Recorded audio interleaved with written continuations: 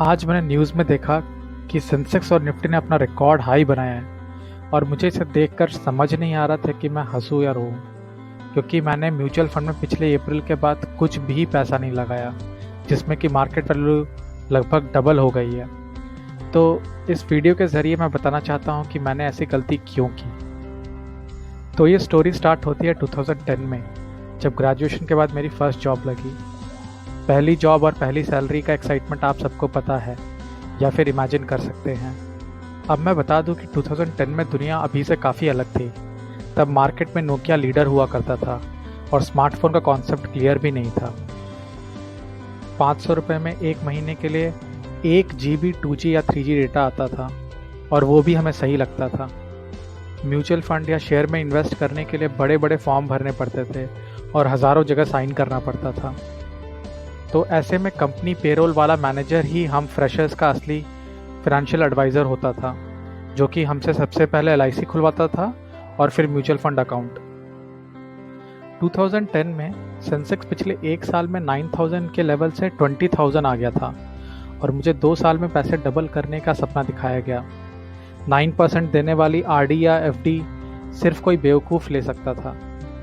तो मैंने अपने पेरोल वाले फाइनेंशियल एडवाइज़र की सलाह पे 4 म्यूचुअल फंड में टोटल 15,000 की SIP शुरू कर दी। फास्ट फॉरवर्ड 2014, जब मुझे अपने MBA के लिए पैसे चाहिए थे, तो मैंने अपना म्यूचुअल फंड अकाउंट देखा और उसमें कुछ भी प्रोग्रेस नहीं था। मेरा एनुअलाइज्ड रिटर्न शायद 2 या 3% के बीच में था। कहाँ मुझे 4 साल में 4 गुने पैसे मिलते और कहाँ मैं एक RD के 9% रिटर्न से भी कहीं नीचे था। मुझे इतना बुरा फील हुआ कि मैंने डिसाइड किया कि अब मैं कभी शेयर मार्केट में पैसा नहीं लगाऊंगा। फिर 2015 एंड में मेरे 5th ट्राइमेस्टर में मैंने इन्वेस्टमेंट सब्जेक्ट ऑप्शनल में ले लिया। उसके बाद मुझे valuation, fundamental analysis, options, futures के बारे में पता चला। मेरे प्रोफेसर ने इतने अच्छे से चीज़ें समझाई और कहा कि अगर हम लॉजिक और वैल्यूएशन पे डिसीजन ले तो हमें हाई प्रॉफिट्स ही मिलेगा। और कुछ एग्जांपल्स को बैक टेस्ट करके दिखाया तो मैं फुल्ली कन्विंस हो गया। जो एक सबसे बेस्ट और सिंपलेस्ट चीज़ मैंने उसमें सीखी वो ये थी कि किसी भी एसेट का करंट प्राइस उसकी करंट यील्ड, एक्सपेक्टेड ग्रोथ और स्पेकुलेशन से डिसाइड होता है, और हमें हमेशा ट्राई करना चाहिए कि उस एसेट को उस प्राइस के नज़दीक खरीदे जब स्पेकुलेशन सबसे कम है और या फिर नेगेटिव है। फिर मैंने अपनी सारी लर्निंग से अपने लिए एक लॉन्ग टर्म इन्वेस्टमेंट स्ट्रेटजी बनाई।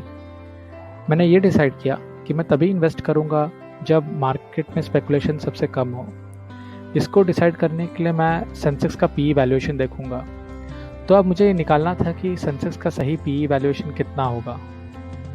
हमारे देश में एवरेज इन्फ्लेशन 6% है, तो स्टॉक मार्केट से मिनिमम एक्सपेक्टेड यील्ड 8% होना चाहिए। 8% यील्ड के लिए सेंसेक्स का PE 1/8% जो कि 12.5 आता है। अगर हम 20% एक्सपेक्टेड ग्रोथ लें तो 15 PE एक अच्छा लेवल हो सकता है इन्वेस्ट करने के लिए।